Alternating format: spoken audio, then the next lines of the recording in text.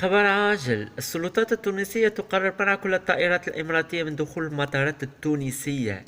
ذي يا رب يا أفارقة ويا كل العالم الأحرار من المسلمين إشارة من تونس ومن شعبها إنكم تتحرروا من عقلية دولة الإمارات والخمارات ومش عارف شنو بفلوسها ونتعاملوا معاها. هذه تحب تهد كل الشعوب.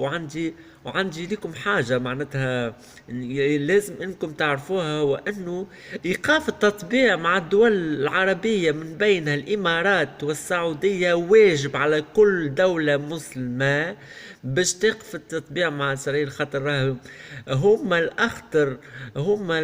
العرب ايقاف التطبيع معهم هو الاخطر من انك تطبع مع اسرائيل مباشرة، خاطرهم هما جواسيس وشظايا سرطانية في البقاع العربية الإسلامية. أنا من تونس نحدثكم لازم إيقاف التطبيع مع هذه الدول اللي أعلن تطبيعها بشكل علني، مثل البحرين وإرسال وفد في نهار أنه إعلان ترامب للقدس عاصمة إسرائيل. البحرين ترسل وفد وبسرعة للبحرين. هذا غير معقول من هذه الدول المحاصرة لقطر واليمن، وتضرب في شرق بنغازي في ليبيا، وتتحرك في تونس ضد الشعب التونسي العظيم اللي في كل مرة يكشف فضائحهم، وفي كل مرة ياخذ قرارات تخليهم يعملوا أكثر من أجل الفتنة في الدول العربية وتقسيمها، والعمل على إيقاف مدى متاع الثورة التونسية المجيدة المباركة